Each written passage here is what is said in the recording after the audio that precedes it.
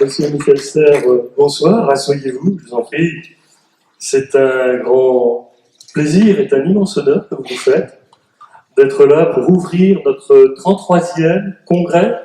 Alors je vais faire le développé de l'Association des musées et centres pour le développement de la culture scientifique, technique et industrielle, l'AMSTI. Nous, entre professionnels, on dit l'AMSTI de façon très rapide. Une association française qui regroupe l'ensemble, ou la plupart en tout cas, des musées et des centres de sciences, comme la Galerie Horeca, ici à Chambéry, ou la Turbine, dans l'agglomération d'Annecy, et d'autres, bien entendu, qui sont présents et représentés aujourd'hui à ce congrès. J'avoue très humblement m'être demandé comment vous présenter, Monsieur Serres. Je me suis tout simplement référé à un court CV qui est donné dans notre petit livret de l'association qui dit, excusez-moi, il faut que je prenne mes lunettes.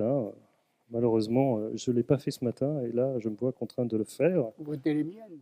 Oui, c'est ça. Voilà, je suis quand même plus à l'aise. Né à Agen en 1930, vous l'entendrez bien évidemment. C'est très ancien. C'est très ancien. Oh, vous avez gardé aussi l'accent de là-bas quand même. Michel Serres entre à l'école navale en 1949, puis à l'école normale supérieure en 1952. Féru de sciences et d'épistémologie, il oriente ses recherches vers les théories de la communication qu'il présente dans la série des Hermès. Nommé professeur à Stanford, aux États-Unis, il poursuit une intense activité éditoriale. Parmi ses œuvres majeures figurent Les Cinq Sens, Le Tiers instruit, Le Temps des crises, Le Contrat naturel ou encore Omniscience. Élu à l'Académie française en 1990, il est nommé en 1994 président du conseil scientifique d'une nouvelle chaîne de télévision, La Cinquième. Apprécié pour son humour, pour sa pédagogie, il triomphe en librairie en 2012 avec Petite Poussette, et puis, plus récemment, avec son dernier ouvrage, Le Gaucher boiteux. Donc j'imagine que vous allez nous en parler. Voilà, je ne vais ni imiter ou ni copier personne. Je vais juste vous dire, nous qui sommes pour la plupart le nez dans le guidon de nos institutions, à pédaler, chercher de l'argent, voilà, pour faire tourner nos institutions la plupart du temps, vous dire de nous faire partager votre enthousiasme et votre vision des nouveaux paysages qui s'offrent à nous, puisque c'est le thème de notre congrès. Je ne vais pas être plus long, je vais vous laisser la parole. Et merci et bonne soirée. Non, j'ai lu.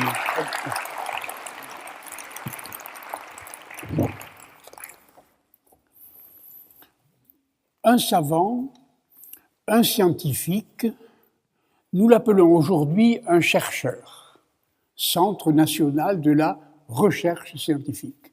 Et on dit dans les journaux, les chercheurs à tel endroit ont découvert ceci ou cela. Ce n'était pas le cas il y a quelques années. Un savant, un scientifique, on l'appelait un trouveur. Et comme ce nom n'a pas vraiment lieu dans la langue française s'était divisée en deux parties. Dans le Nord, on l'appelait un trouvère, et en Languedoc, on l'appelait un troubadour. Et trouvère et troubadour veut simplement dire trouveur. C'est-à-dire que ces gens-là trouvaient ou découvraient du nouveau. Et c'est la question que je vais me poser aujourd'hui, comment découvrir ou comment trouver du nouveau. Mais qu'est-ce que ces trouvères, qu'est-ce que ces troubadours ont-ils trouvé ? Oh, c'est très simple, ils composaient de très belles musiques, très sophistiquées, ils avaient composé également des poèmes que nous apprécions encore, mais ce n'est pas ça vraiment qu'ils avaient trouvé.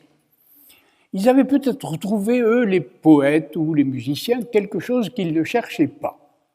Et la plupart d'entre nous ne savons pas ce qu'ils ont vraiment trouvé. Savez-vous, mesdames et messieurs, ce qu'ont trouvé les troubadours ? Ils ont trouvé l'amour. Et oui, l'amour avant les troubadours n'existait pas. il y avait l'amour profane et l'amour sacré. L'amour profane, c'était simplement Eros, le désir sexuel, et l'amour sacré, c'était agapé, une sorte de spiritualité d'amour de Dieu. Mais entre les deux, non, il n'y avait pas d'amour. Et ce sont les troubadours qui ont fait cette découverte majeure, qui nous permet à nous de vivre, nous sommes leurs enfants à cet égard. Ils ont trouvé cette chose nouvelle, extraordinaire, et d'ailleurs on peut démontrer que ce sont les troubadours qui ont trouvé l'amour pour une raison très simple, c'est que les mots latins finissant par or ont donné que des mots français finissant par heure, aurore, horreur, honor, honneur, mais un seul mot, amor, a été traduit par amour, parce que s'amour est un mot de Languedoc. C'est donc les troubadours qui ont inventé cette chose-là, tout à fait nouvelle, tout à fait inattendue, et tellement inattendue que nous ne savons même pas que ce sont eux qui l'ont trouvé. Ils ont trouvé du nouveau, tout à fait inattendu, et comment ont-ils fait? Alors, comment trouver du nouveau? C'est la question que je me pose dans le Gaucher boiteux, et c'est une question, bien entendu, qui n'a pas vraiment de réponse facile, mais on peut avoir des images, des comparaisons, ou peut-être des aventures. Prenons un exemple. Pour chercher quelque chose et le trouver, il faut se remuer un peu. On ne peut pas rester tranquille chez soi, assis sur une chaise. Je pars donc en voyage. Je pars donc chercher quelque chose et je cherche, disons, une voie, un itinéraire pour aller quelque part. Et de fait, en effet, ce matin, avec mon éditrice, je suis parti en voyage.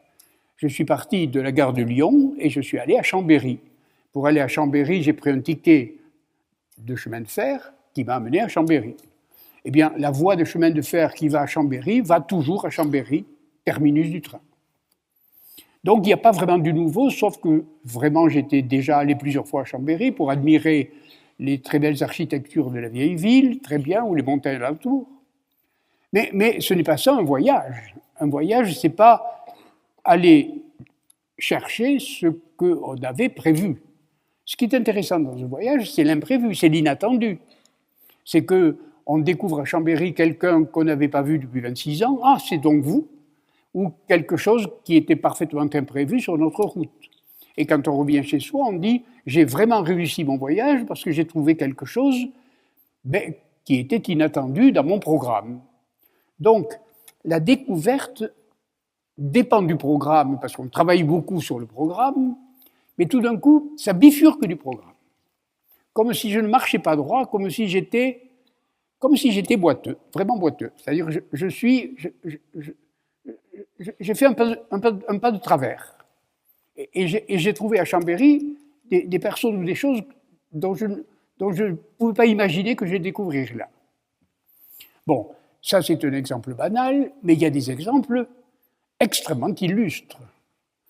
Je prends l'exemple d'un matelot qui part d'un port d'Europe, n'importe soit le port, et qui a préparé son voyage avec beaucoup de minutie, et qui a préparé son voyage pour partir pour l'Asie, exactement pour la Chine, exactement pour les Indes.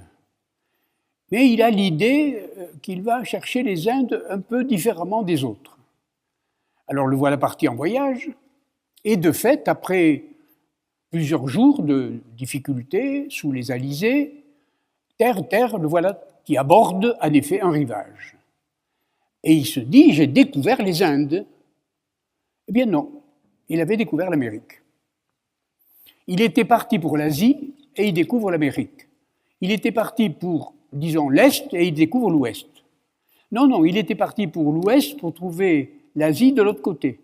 Et il a trouvé l'Amérique intermédiaire. Par conséquent, il a trouvé ce qu'il ne cherchait pas. Et pourtant, c'est la plus grande découverte qu'on peut imaginer dans l'histoire occidentale. D'avoir découvert un continent entier, Amérique du Nord, Amérique centrale, Amérique du Sud.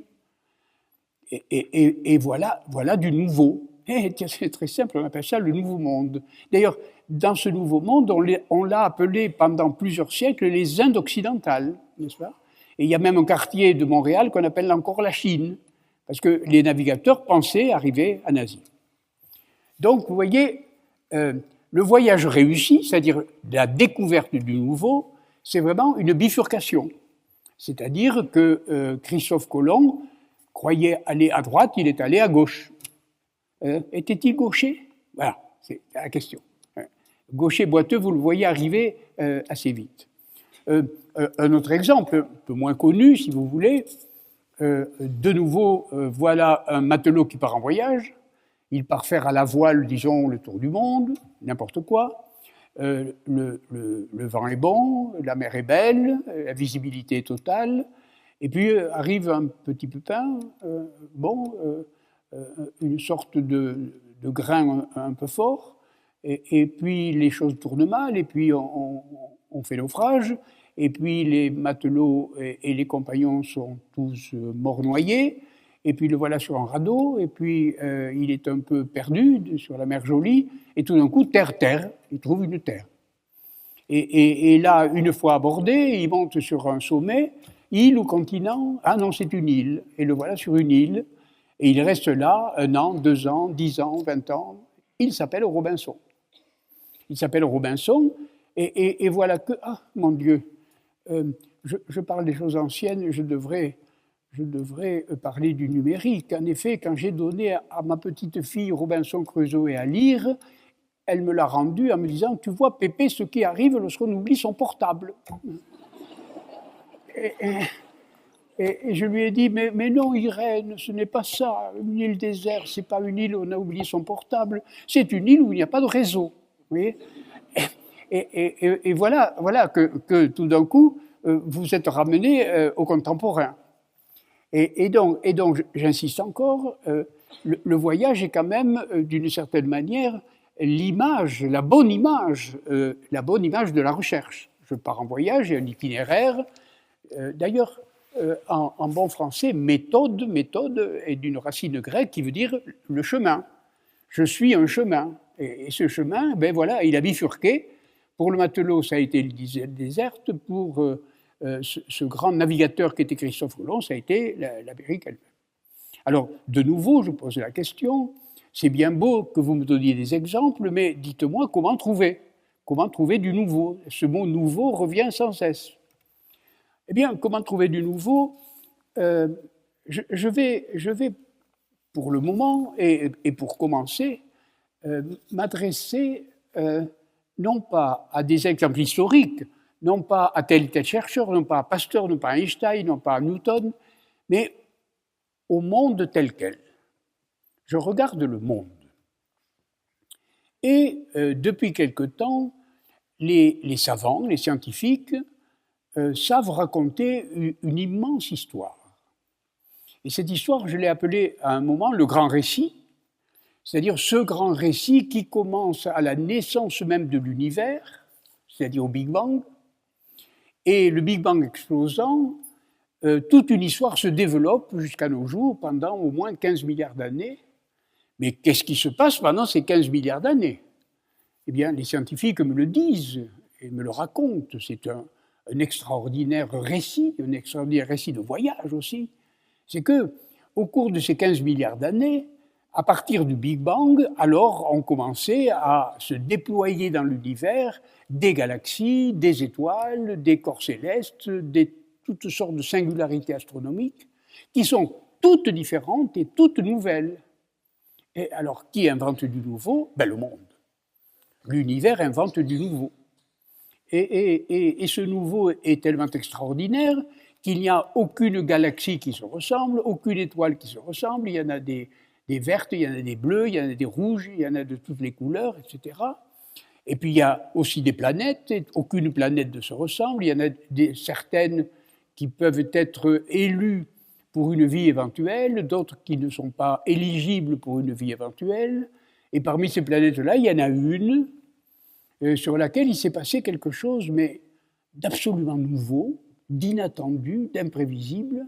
C'est que elle qui était née il y a 4 milliards d'années a vu apparaître il y a 3 milliards 800 millions d'années une molécule qui s'est mise à se reproduire elle-même, à se dupliquer, à se repliquer. Et cette replication-là, cette duplication sur soi-même, Eh bien voilà, c'est la naissance d'un événement qui n'a plus rien à voir avec toutes les choses que je viens de vous raconter, qui s'appelle simplement la vie. La vie apparaît sur la planète comme un événement imprévu, imprévisible, absolument nouveau. Voilà quelque chose qu'il faudrait bien regarder de près, puisque précisément je demande comment trouver du nouveau. Regardez l'univers, regardez ce que fait la matière elle-même, l'univers lui-même, le monde lui-même. Ah, mais je n'ai pas fini. Voyons. Une fois que cette molécule s'est dupliquée, elle a donné naissance donc à des monocellulaires en abondance, et puis des milliards d'années après, elle a donné naissance à des pluricellulaires, des cellulaires qui se sont agrégés les uns aux autres et qui ont donné ce qu'on appelle des nouvelles espèces. Et ces espèces se sont multipliées. Ah, mais je me suis trompé. Elles ne se sont pas multipliées, elles se sont reproduites. Mais comment se fait cette reproduction? Bien, il existe quelque chose qui s'appelle la reproduction sexuée, où l'ADN du mâle et l'ADN de la femelle se mélangent, et les éléments, on bat les cartes, et en battant les cartes, eh bien, ça donne un individu nouveau. On n'est pas loin, là, peut-être d'une solution. En effet, l'ADN de chacun se compose d'éléments. Ces éléments sont, au moment de la conception, mélangés. Ce mélange est une sorte de battage de cartes, effectivement. Ah oui, mais je me suis encore trompé. C'est-à-dire, en effet, l'individu qui va paraître est nouveau, mais pas complètement nouveau, parce qu'au fond, un homme produit un homme, enfin, un homme et une femme produisent un homme, une girafe mâle et une girafe femelle produisent une girafe, et ainsi de suite, pour l'hippopotame ou l'huître. Mais ce n'est pas ça le nouveau vraiment. Je dirai tout à l'heure que c'est vraiment du nouveau, vous allez voir comment. Mais pour le moment, ce n'est pas du nouveau vraiment, parce que le nouveau vraiment, ça serait que deux individus, mâles et femelles, se reproduisant, donnent naissance à un monstre qui n'a rien à voir avec cette espèce-là. Et oui, ça arrive. Ça arrive pourquoi? Parce que en se mélangeant comme ça, la mécanique même ou la dynamique même du mélange en question a donné une erreur de lecture, qu'on appelle une mutation. Ça a été une erreur. Et là apparaît quelque chose que les biologistes appellent un monstre qui n'a rien à voir avec l'espèce dont elle est issue. Et ce monstre, s'il n'est pas bien adapté à l'environnement, il va mourir. Mais s'il est bien adapté à l'environnement, il va prospérer et donner une nouvelle espèce. Nous y sommes. Alors là, c'est du nouveau. Voilà une nouvelle espèce qui apparaît. Et d'où elle est venue? C'était la même chose que pour Christophe Colomb. C'est une erreur de lecture. Il y a eu une erreur quelque part. Il y a eu une sorte de gaucherie. Ça s'est mal passé. Et ce phénomène qu'on pourrait appeler une erreur, Félix culpa, c'est une bienheureuse erreur, a donné naissance à un monstre, non plus un monstre, mais une espèce parfaitement adaptée à l'environnement et qui même va faire mieux. Elle va créer, par sa présence dans le monde, un nouvel environnement.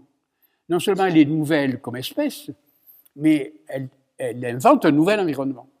Et voilà encore que la vie a produit deux fois du nouveau, ou de l'individu, ou une espèce.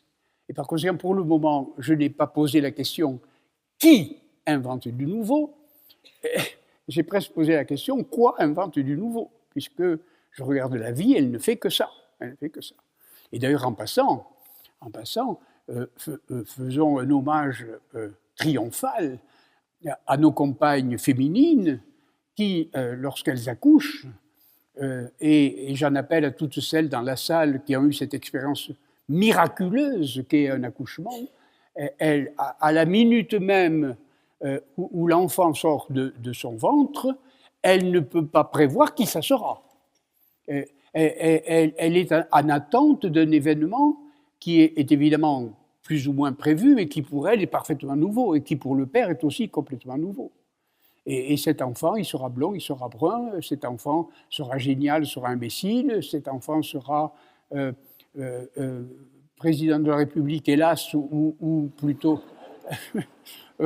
ou charcutier rue de la République à Chambéry, ce qui est un destin beaucoup plus honnête, etc. Vous voyez. Par conséquent, la mère de famille, quand je la vois, elle invente du nouveau. Elle invente du nouveau. Et je descends, vous voyez, l'univers invente du nouveau, le monde invente du nouveau, la vie invente du nouveau, etc. La mère invente du nouveau, le corps invente du nouveau, le corps. J'aime toujours rappeler cette histoire extraordinaire du savant grec qui s'appelait Archimède et qui se trouvait un jour dans son bain, comme tout le monde le matin, et voilà, il se lavait, quoi, tout simplement.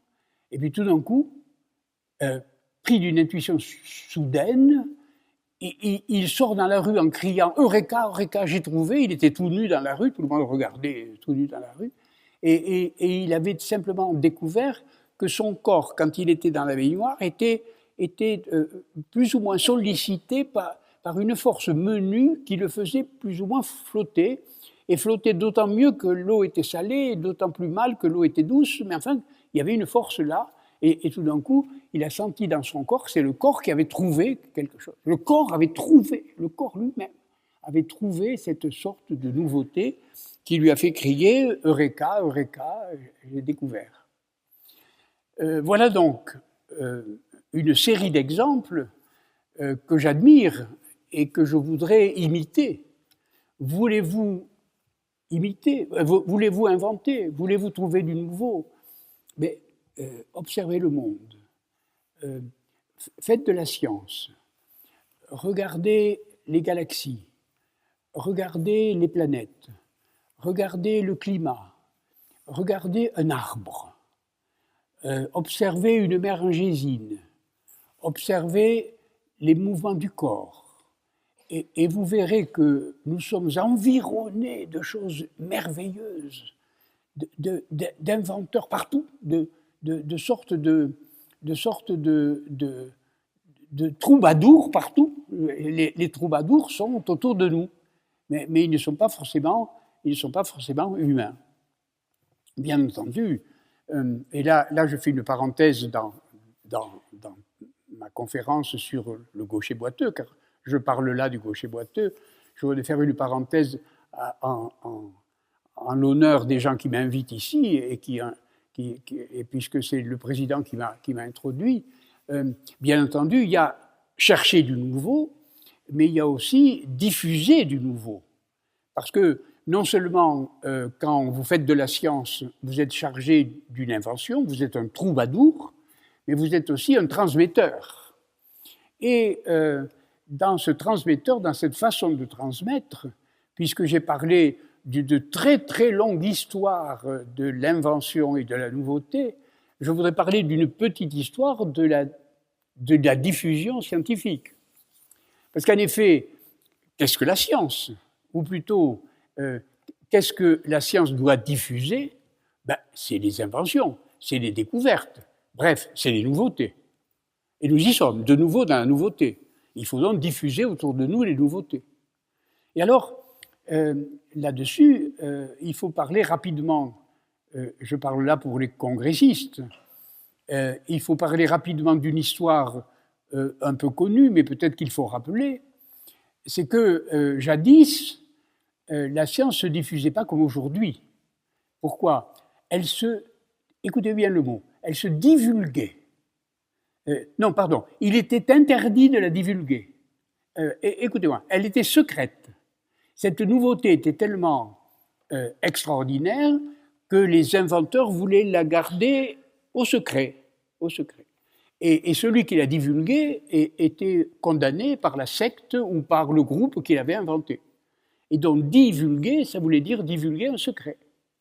Et ça a duré longtemps, parce qu'on a des exemples en Grèce de divulgation. Par exemple, les mathématiciens avaient découvert les irrationnels, vous savez, la diagonale de carré de côté 1, Et c'était un scandale extraordinaire, puisque cette longueur de la diagonale, il n'y avait pas de nombre pour la nommer, et pour ça qu'on appelait irrationnelle. Et c'était un secret terrifiant, parce que c'était une crise terrible pour eux. Et il y a un homme qui l'a divulgué, et il est mort dans un naufrage, n'est-ce pas? Il a été condamné par les dieux, disent la mythologie, les mythologies de l'époque, parce qu'il avait divulgué le secret. D'ailleurs, au XVIIe siècle, puisque les savants n'étaient pas très nombreux, et ils communiquaient par lettres, et on a des cas, j'en ai souvent lu, des lettres de Leibniz par exemple, qui envoyaient des défis à des mathématiciens en France, en Angleterre, en Allemagne, en Italie. Est-ce que tu sais résoudre cette question? Et en dessous de la lettre, il mettait un message chiffré, codé. Et alors, lorsque le correspondant découvrait la chose et savait répondre à la question, à ce moment-là, Leibniz lui envoyait le code du chiffre et dit « Toi, je l'ai déjà trouvé ». Donc, il était prioritaire. Et s'il ne le trouvait pas, il ne le trouvait pas. Mais s'il le trouvait, vous voyez qu'il y avait divulgation, la science était secrète. Mais la grande science a commencé lorsqu'on a décidé que les résultats ne seraient plus secrets, qu'ils seraient publiés, qu'ils seraient à la disposition de tout le monde. Et c'est là que la grande science a commencé. Et à ce moment-là, la diffusion des sciences n'a plus été de la divulgation, mais a été la vulgarisation. Et c'est le même mot, vulgus. Vous voyez, divulguer, c'est-à-dire trahir un secret, et ensuite vulgariser, c'est-à-dire mettre à la disposition de tout le monde. Et c'est à ce moment-là que les grands moments de la vulgarisation ont eu lieu, c'est-à-dire, je ne sais pas moi, Auguste Comte, les cours de philosophie positive pour le peuple français, le peuple qui ne savait rien, Flammarion, l'astronomie populaire, Jules Verne, tous les romans de Jules Verne, c'était pour ça, pour vulgariser la science, etc. Et même, et là vous êtes orfèvre dans la matière, l'invention du palais de la découverte, qui était contemporain à peu près de cette époque. C'est la grande époque de la vulgarisation. Et ça, donc, premier stade, la divulgation, deuxième stade, la vulgarisation, et troisième stade, c'est aujourd'hui la communication, c'est l'arrivée du numérique. Et l'arrivée du numérique change la donne, mais la donne avait déjà été changée un peu dans la communication. Et je voudrais raconter, tenez, je vais vous raconter ma vie. C'est amusant de raconter ma vie, sans aucune impudeur, bien entendu. Lorsque j'étais jeune, c'était, comme vous l'avez appris, le néolithique tardif. À cette époque-là, comme j'avais une double formation littéraire et scientifique, j'ai décidé d'avoir pour métier, d'ailleurs le mot a été prononcé, je crois, par le présentateur, l'épistémologie, un gros mot. Et ça voulait dire simplement qu'on était spécialiste de l'histoire des sciences et qu'on était spécialiste de, disons, la description des méthodes scientifiques et quelquefois même le jugement sur l'évaluation qu'on pouvait faire de ces méthodes-là. Bref, c'est un métier très difficile, tellement difficile que nous étions peut-être 4 ou 5 en France, 2 ou 3 aux États-Unis, 5 en Italie et en Allemagne, et nous nous connaissions tous, on communiquait entre nous. Voilà, c'était des épistémologues. D'ailleurs, ce n'était pas connu du tout, ce mot est un gros mot, n'est-ce pas? Pas connu, bon. 50 ans après, à cause de la communication, de la diffusion des sciences, la donne a complètement changé. Complètement. Si vous prenez un micro-baladeur dans la rue et que vous demandiez aux gens qu'est-ce que vous pensez de la chimie, qu'est-ce que vous pensez des mers porteuses, qu'est-ce que vous pensez du nucléaire, qu'est-ce que vous pensez, etc. Mais tout le monde a une réponse. Tout le monde est épistémologue. Vous voyez donc qu'il y a une grosse différence aujourd'hui entre le vulgus de la divulgation, le vulgaire, comme on dit, c'est-à-dire le grand public, qui était, à qui on ne voulait pas divulguer, à qui ensuite on a voulu vulgariser, et qui maintenant le sait. Ils ont tous un jugement, disons, sur l'état de la science, sur l'atome, sur le nucléaire, sur la plupart des grands problèmes majeurs, y compris le climat. Par conséquent, aujourd'hui, il y a une donne complètement nouvelle sur les nouveautés scientifiques, voyez, et comment elles se répandent, et comment, etc. Et donc, je ferme la parenthèse qui était destinée à ceux qui m'invitent, de dire il faut prendre conscience dans la diffusion que nous sommes à une époque où l'accès universel à l'information a changé la donne complètement de ce qu'on appelait autrefois divulgation, vulgarisation, et que la communication a complètement changé la donne. Voilà la parenthèse que je voulais offrir à ceux qui m'invitent, si vous voulez, à mes hôtes, pardon, et qui est quand même tout à fait en rapport avec ce que je dis, c'est-à-dire il s'agit de la nouveauté, il s'agit de l'innovation. Il s'agit non pas maintenant de découvrir de la nouveauté ou de trouver la nouveauté, mais de la diffuser. Et c'est quelquefois aussi difficile de la diffuser que de la trouver. Il est en effet extrêmement difficile de parler à un public qui a déjà des idées toutes faites sur le nucléaire, sur les mers porteuses, sur les acides, sur les pluies acides, etc. Et aujourd'hui, on a affaire à une sorte de transformation entre l'information et la connaissance. Est-ce que c'est la même chose? Je prends un exemple. Il y a 20-30 ans, quand je rentrais dans mon amphithéâtre, comme je suis rentré tout à l'heure devant vous, mesdames et messieurs, j'avais la certitude, étant donné que j'étais le professeur, que les gens qui m'entendaient ne savaient pas un seul mot de ce que j'allais dire. Il y avait donc chez moi une présomption d'incompétence. Aujourd'hui, je rentre dans mon amphi qui est entièrement peuplé de petites poussettes ou de petits poussets. Et la probabilité pour laquelle ces petites poussettes et ces petits poussets ont tapé sur l'ordinateur le sujet de mon cours est une certitude. Et par conséquent, d'une certaine manière, ils savent ce que je vais dire, ce qui a changé complètement. Ah oui, est-ce qu'ils le savent? Pas tout à fait. Pas tout à fait. Parce que, prenons un autre exemple. Mon éditrice et moi, on a décidé à notre train, par exemple, d'apprendre de la physique quantique. Alors, on a tapé sur Wikipédia, on a toutes les informations sur la mécanique quantique, ça n'y a pas de doute. On n'y pige rien. On a l'information, mais on n'a pas le savoir. On a l'information, on n'a pas la connaissance. Et donc, on va téléphoner à mon copain Tanucci, qui a eu le prix Nobel il y a quelques années, et qui, lui, avec sa clarté d'esprit extraordinaire, va nous expliquer la physique quantique. Donc, on a besoin de quelqu'un qui nous fasse passer de l'information à la connaissance. Mais il est bien évident que toute cette donnée a complètement changé la transmission du savoir, la diffusion du savoir, et ce qu'il en est de la nouveauté. Et je reviens maintenant à la nouveauté. Alors, pour expliquer, à partir du troubadour, comment trouver de la nouveauté, j'ai pris l'exemple du voyage, très bien. J'ai pris, et ensuite, l'exemple de l'admiration que je peux avoir pour l'univers, l'émerveillement que me donnent les phénomènes de la vie, et puis l'émerveillement d'expériences plus courantes, comme celle de la maternité, ou celle qu'on peut trouver dans certains gestes du corps. Très bien. Cela ne me dit pas comment me conduire dans les processus intellectuels. Ça, c'est déjà un peu plus délicat. Mais je vais retrouver en effet, dans ces affaires-là, les exemples ou un peu la même chose que les exemples que j'ai trouvés tout à l'heure. Tout à l'heure, j'ai parlé de voyage.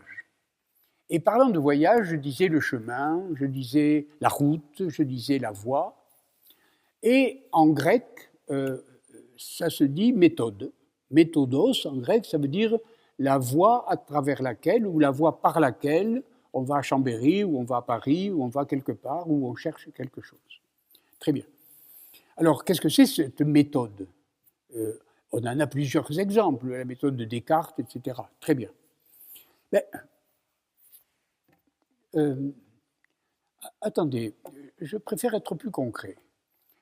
Si j'ai une méthode, je vais, au lieu d'aller au laboratoire où c'est déjà plus compliqué, je vais aller simplement à la cuisine. Je vais dans ma cuisine.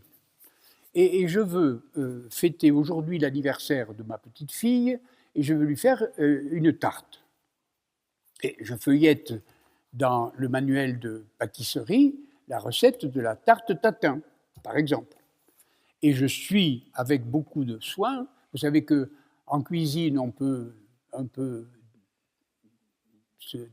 faire autre chose que la recette, mais en pâtisserie, non, il faut vraiment suivre la méthode. Et en suivant la méthode, avec évidemment les bonnes proportions, les ingrédients nécessaires, je vais obligatoirement tomber sur la tarte tatin. C'est-à-dire, la recette de la tarte tatin m'amènera à la tarte tatin. C'est-à-dire, la méthode que je vais utiliser m'amènera toujours à résoudre un problème déjà résolu. Une méthode est toujours destinée à vous faire résoudre des problèmes déjà résolus. La recette de la tarte tatin vous amènera toujours à la tarte tatin. Mais mon Dieu, mais comment on fait les sœurs tatin? Comment on fait les sœurs? J'en ai connu, je suis assez vieux pour en avoir connu une à Romorantin, elle tenait un restaurant, très sympathique. Et comment elles ont fait? Oh, c'est très simple. Une maladresse. Elles ont retourné la tarte. Enfin, maladroit. Vous entendez le mot maladresse, maladroit? Mais qu'est-ce que ça veut dire maladroit? Droite, non, elle devait être gauchère, maladroit. C'est-à-dire, elles ont retourné la tarte et se sont aperçues de cette merveille absolue qu'était ce qu'elles venaient de découvrir sans le chercher. Elles avaient découvert quelque chose sans le chercher, et même pour le trouver, elles avaient fait un geste déplacé. C'est-à-dire qu'elles n'avaient pas eu de recette. Elles avaient boité, elles avaient bifurqué. Voilà. Vous voyez apparaître, je ne sais pas si les sœurs tatin étaient gauchères, évidemment. C'est une image, mais c'est exactement ça. C'est-à-dire que pour inventer, une méthode ne va pas vous amener à inventer. Et par conséquent, là encore, il y a une sorte d'étrangeté dans cette affaire de nouveauté où l'erreur apparaît.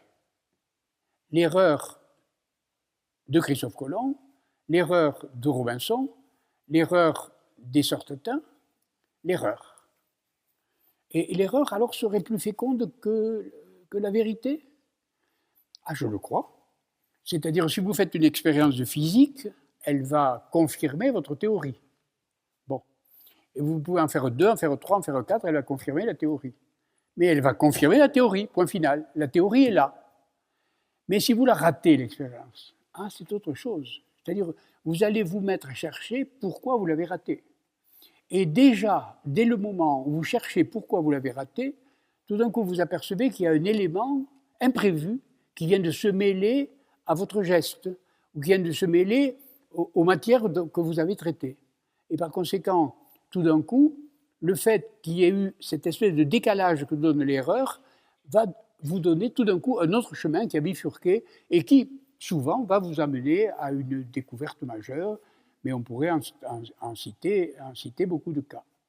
Et par conséquent, si je devais aujourd'hui vous dire quel est le mot que vous devriez retenir de ma conférence ce soir, c'est qu'on dit souvent « errare humanum est ». L'erreur est humaine. Et on dit l'erreur est humaine pour excuser l'enfant qui vient de casser l'œuf par terre. Oh, c'est humain de faire une erreur. Ou alors quelqu'un qui s'est trompé de chemin, oui, c'est une erreur. Non, ça ne veut pas dire du tout ça. Ça ne veut pas dire du tout que l'erreur est humaine et qu'il faut excuser ceux qui se trompent. Pas du tout. Ça veut dire l'erreur, c'est la définition de l'humanité. C'est-à-dire, les animaux ne se trompent jamais. Les animaux ne se trompent pas. Vous n'avez qu'à suivre une vache, elle sait parfaitement trouver l'herbe verte. Ainsi la chèvre, les feuilles, et ainsi de suite. Elle ne se trompe pas. Les animaux ne se trompent pas. Les hommes se trompent. Et puisqu'ils se trompent, ils bifurquent. Et tout d'un coup, il y a quelque chose de nouveau qui apparaît, et ça s'appelle l'histoire. Et ça s'appelle l'évolution. Et ça s'appelle l'aventure. Et ça s'appelle la découverte. Et ça s'appelle tout ce qui est enthousiasmant dans la vie. Et par conséquent, n'ayez pas peur de l'erreur. Et même j'ai rencontré un jour un directeur de chez Michelin qui m'a raconté l'histoire suivante. Il m'a dit, un jour, un ouvrier quelconque d'une chaîne de fabrication de pneus a téléphoné de chez lui à 6h30, en arrivant chez lui après le débauché de 6h, en disant alerte, j'ai fait une grosse bêtise. J'ai fait ceci, etc. Et avertissez le chef de chaîne parce que ça risque de nous coûter cher. Il avait fait en effet une grosse bêtise. Et quand il est revenu le lendemain à l'usine, il n'avait pas un poil de sec parce qu'il a dit qu'est-ce qui va m'arriver? Le patron va me renvoyer. Et le patron de Michelin qui me l'a raconté me dit j'ai convoqué l'ouvrier en question et en même temps j'ai arrêté tous les chaînes de montage, j'ai convoqué tous les ouvriers dans une immense salle et j'ai mis l'ouvrier sur le podium. Et j'ai dit voilà, il a fait une bêtise, il a fait une grosse bêtise, ça aurait pu nous coûter très cher. Mais voilà, il a fait quelque chose de magnifique, il l'a dit. Et dès le moment où il l'a dit, il nous a sauvé la mise. Et par conséquent, non seulement je ne vais pas le punir, mais il va monter en grade. Et je vais lui donner un supplément de salaire. Vous voyez ?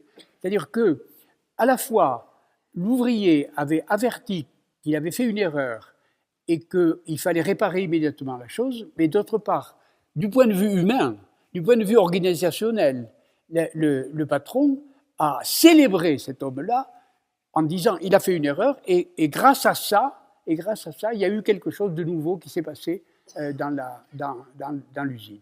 Et à partir de ce moment-là, en effet, tous les gens qui le disaient, et à ce moment-là, il y a une sorte de nouvelle organisation qui s'est passée dans l'entreprise.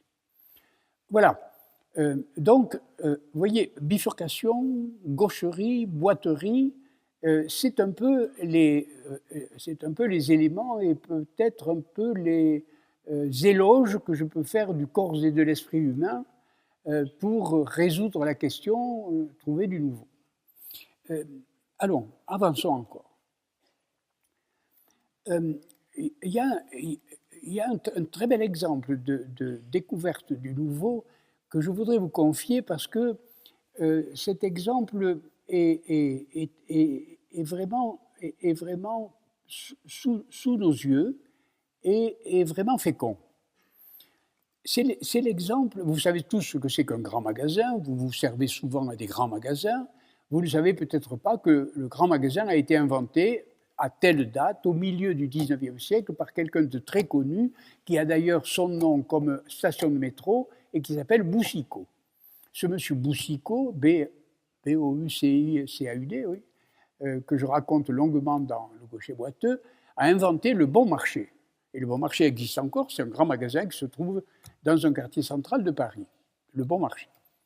Donc il invente le Bon Marché, c'est la première fois qu'il y a un grand magasin, très bien, et pour attirer la clientèle, bien entendu, dans ce grand magasin, il y a tout. Et alors il classe tout, il met d'un côté l'alimentation, puis les vêtements, puis les outils, puis etc. Donc il classe bien les choses.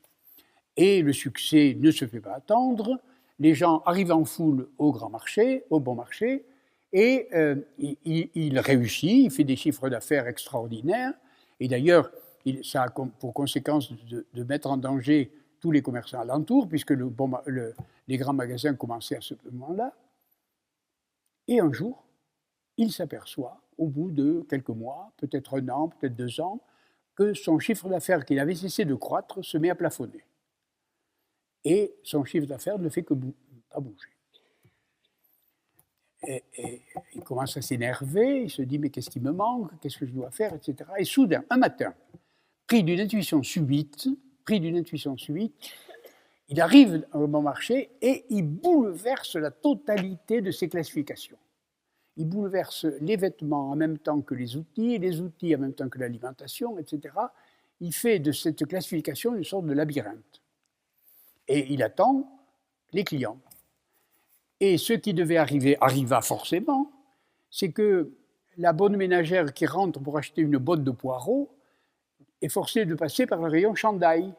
Et elle se dit « Ah, mais mon fils, l'hiver arrive, il faut que j'achète un chandail. » Et puis elle passe, avant d'arriver au poireau, au rayon clé à molette, en disant « Ah, mon mari m'engueule parce que je n'ai pas de clé à molette. » Et au lieu d'acheter une chose, elle achète 3. Et par conséquent, elle trouve des choses qu'elle ne cherchait pas.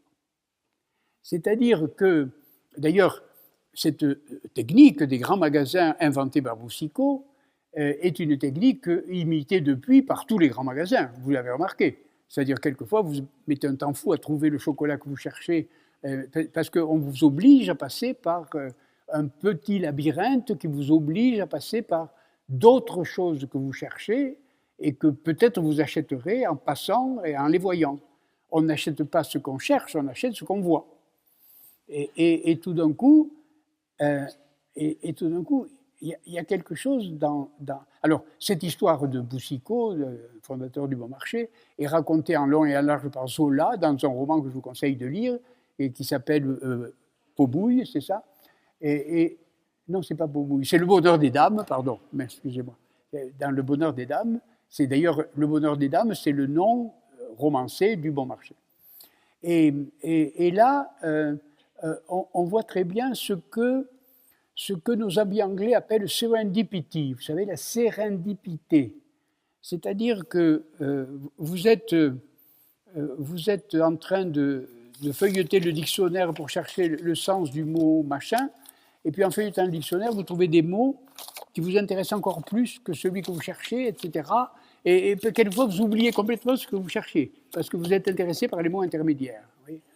Et c'est là, effectivement, qu'il y a une sorte de correspondance avec la théorie de Boucicault, c'est-à-dire et le monde est un labyrinthe. Le monde n'est pas ordonné. Le monde de la réalité est labyrinthique. Et par conséquent, il est bien naturel qu'un savant qui rentre avec lucidité et précision dans les phénomènes du monde, tout d'un coup est amené à chercher quelque chose et tout d'un coup, tenez, un exemple dramatique de cette affaire-là. Il y avait, dans le milieu du XIXe siècle à peu près, il y avait à Vienne, capitale de l'Autriche, un très grand accoucheur, un très grand spécialiste d'accouchement, qui avait 2 cliniques. Une clinique où les infirmières étaient des bonnes sœurs et une clinique où les infirmiers étaient les étudiants en médecine. Et il avait remarqué quelque chose de tout à fait extraordinaire, que vous savez qu'à l'époque, beaucoup de mères en Gésine mouraient de fièvre puerpérale. Et d'ailleurs, ça a été une peste qu'on a mis très très longtemps à résoudre. Mais il y avait une différence réelle entre la clinique des bonnes sœurs et la clinique des étudiants. Et beaucoup plus de femmes mouraient de fièvre puerpérale dans la clinique des étudiants que dans la clinique des bonnes sœurs. Et il pouvait difficilement imaginer que c'est une question de prière. Il était un peu positiviste, vous voyez. Et tout d'un coup, pris d'une intuition subite, il a dit à ses étudiants, « Lavez-vous les mains. » Savez-vous, chers amis, que les étudiants, dans les années 1830, découpaient des cadavres dans l'amphi et ne se lavaient pas les mains avant d'accoucher les femmes. Vous vous rendez compte des microbes qu'ils transportaient de l'amphithéâtre vers les lits d'accouchement. Et par conséquent, les femmes mouraient comme des mouches. Mais voyons, là, je vais finir par là parce que j'ai une bonne synthèse là entre trouver du nouveau et diffuser du nouveau, entre mon vrai sujet et le sujet de mes invités, de mes hôtes. Pourquoi ? Parce qu'en effet, lorsqu'il a dit « lavez-vous les mains », d'ailleurs, l'histoire de Semmelweis, il s'appelait Semmelweis, S-E-2-M-E-L-W-E-I-S. Et vous connaissez sans doute l'auteur de Voyage dans la nuit, Louis-Ferdinand Céline. Céline était médecin. Et l'histoire de Semmelweis est racontée dans la thèse de médecine de Céline. C'est sa thèse de médecine. Et il raconte l'histoire de Semmelweis. Et Semmelweis dit de se laver les mains, mais au moins 30 ans avant que Pasteur ait découvert les microbes. Et à ce moment-là, tous les médecins d'Allemagne, d'Angleterre, de France, d'Italie, d'Espagne, tous les médecins européens ont condamné unanimement Semmelweis et il est mort misérable et fou. Pourquoi? Parce que l'innovation, lorsqu'elle est réelle, elle ne se voit pas. La société est incapable de la voir. Et j'ai mis longtemps, et d'ailleurs Ferdinand Céline ne l'explique pas, j'ai mis très longtemps à comprendre pourquoi les médecins avaient condamné Semmelweis d'obliger ses étudiants à se laver les mains. Mais pour une raison très simple, qui va vous paraître évidente, dès qu'on le dit, ça paraît évident. Depuis l'aurore des temps, je ne sais pas, depuis Noé, depuis la Bible, toutes les infections venaient de l'eau, venaient des sources, venaient des fleuves. Les sources étaient polluées, les fleuves étaient pourris, et par conséquent, toutes les infections venaient de l'eau. Et la plupart de nos ancêtres gardaient la crasse sur eux comme une cuirasse pour se protéger de l'eau. Et par conséquent, la plupart des gens qui étaient dans cette idée-là, que l'eau était la source des infections et qu'il fallait se protéger de l'eau, ne pouvaient pas imaginer que c'est en se lavant avec de l'eau et en lavant la crasse que précisément on arrivait à l'hygiène. Donc, le monde dans lequel nous vivons a complètement inversé le monde dans lequel nos ancêtres ont vécu et que vous n'imaginiez même pas. Moi-même, je ne comprenais pas, à la fin de la lecture du livre de Céline, pourquoi les médecins avaient condamné Semmelweis. Je dis, mais pourquoi c'était des imbéciles? Mais non, ce n'étaient pas des imbéciles. C'était qu'à cette époque-là, on se méfiait de l'eau comme porteur et source des maladies infectieuses.